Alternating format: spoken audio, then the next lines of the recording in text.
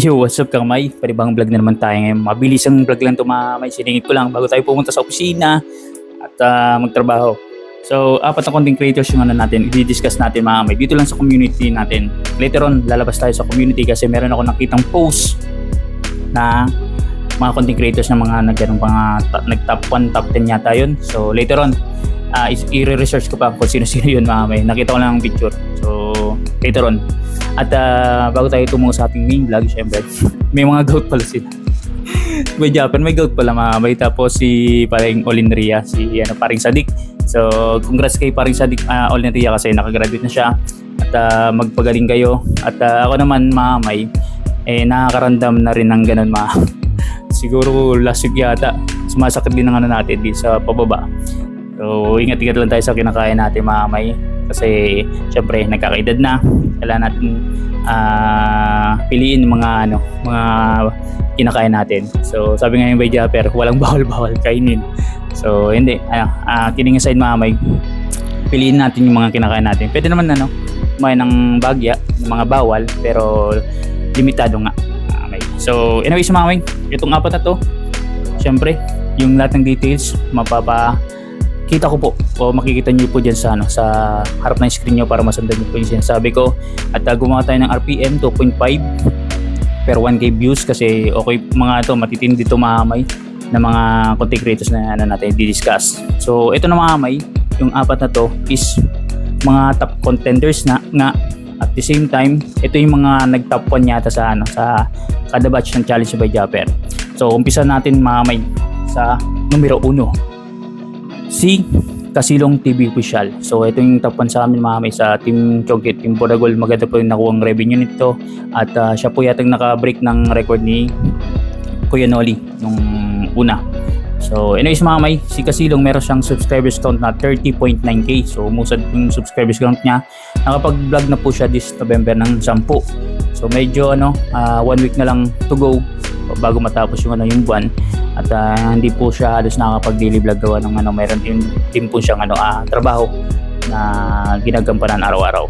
So dun sa 10 na yun, nakakuha siyang total views na 44,500. And take note mga may, total views to, meron siyang magagandang views sa kanyang vlog. Silipin niyo lang po mga may magaganda dun na potential na ma-maintain niya po yun mga may.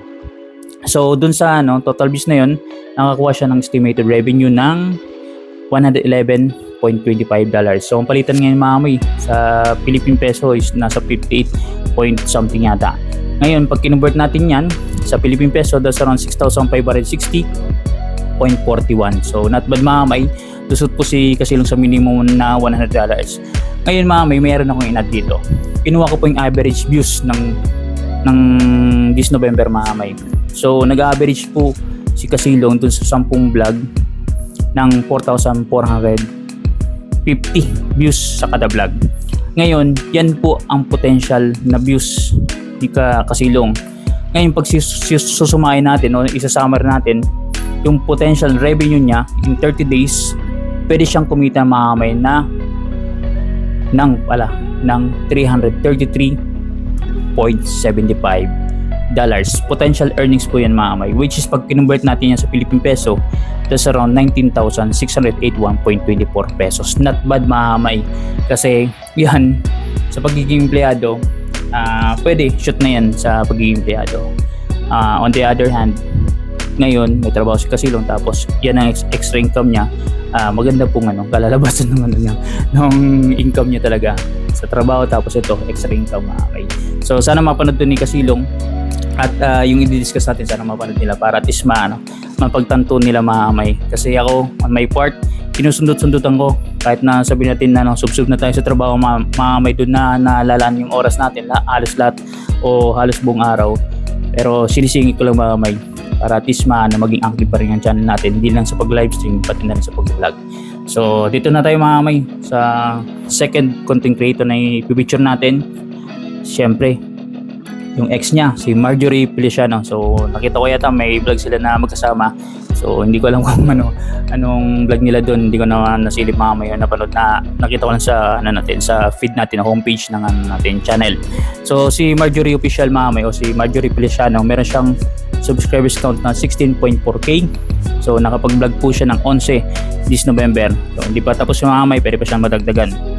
Yung total views niya po doon is pumalo po ng 71,500 views, which is pag kinonvert natin yan sa estimated revenue, that's around $178.75. Sa Philippine peso naman, papalo siya ng 10,540.89 pesos. Ngayon mga may, yung average views ni Marjorie pumapalo po ng 6,500 views, which is yung potential earnings niya sa ganyang views within 30 days, pwede siyang pumalo ng $487.50. Sa Philippine peso, that's around 28,747.88 pesos mga may. So ibig sabihin mga may, nasa magandang katayuan yung channel ni Marjorie. Kasi meron siya mga views din mga may na magaganda sa mga vlog niya. Hindi naman halos lahat, pero meron nag-i-erap.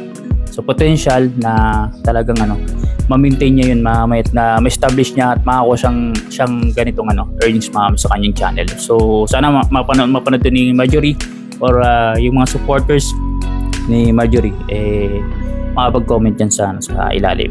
So yun, dadako na tayo sa pangatlo bago magtapos kasi apat lang yung discuss natin Ang pangatlo mga may, ito nag-aabang to, nanood to sa ating revenue update, si Niknika TV, shoutout sa iyo. At alam ko may challenge silang sinasalihan sa grupo nila. So congrats kay Niknika at sa mga kasama niyo sa pa-challenge. Ngayon si Niknika mga may, meron siyang subscribers count na 35.6k.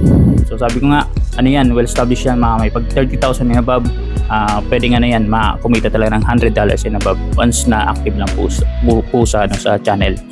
So yun, yung vlog po ni Niknika this November, wow, ang sipag, 21 na po mga may. Halos daily vlog po si Niknika. What a nice. Ngayon ang total views po ni Niknika pumalo po ng 113,400. So wow, medyo umaangat na ngayon ng vlogs ni ni Niknika, parang bumalik tuloy mo lang yan. Yung estimated revenue ni Niknika pumalo po ng 283.50 based sa ating estimation.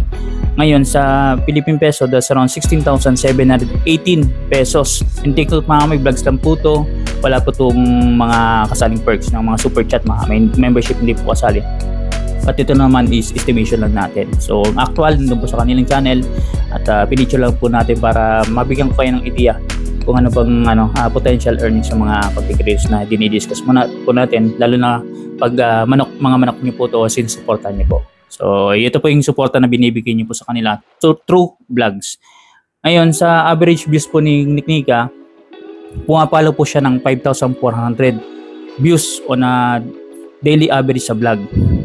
Ang potential earnings po ni Niknika within 30 days, pwede pong makakuha siya ng $405 mga may, which is sa Philippine peso, that's around 23,882.85 pesos mga may.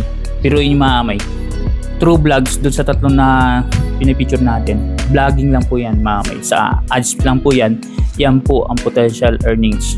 So what a nice. So, ibig sabihin mga may, nakakuha po sila ng kahit papano decent na revenue sa kanilang channel once na inactive nila yung pag-vlog. On a daily basis mga may, pwede silang mag-vlog. Pwede po itong ito po yung nila makuha nila within the month. So yun po mga may. So yan, dito na tayo dadako sa apat. So pinakalas po, at ito po ang pinaka top sa lahat ng mga contenders, at siya pong talaga naghari sa pa-challenge ni Bajaper. Hindi naman naghari, naging reyna kasi babae. Si Step Official Vlog, si Kangiti Mamay, siya pong ang record holder dito sa Sword Family ng pinakamataas na revenue sa history ng pa-challenge si Bajaper.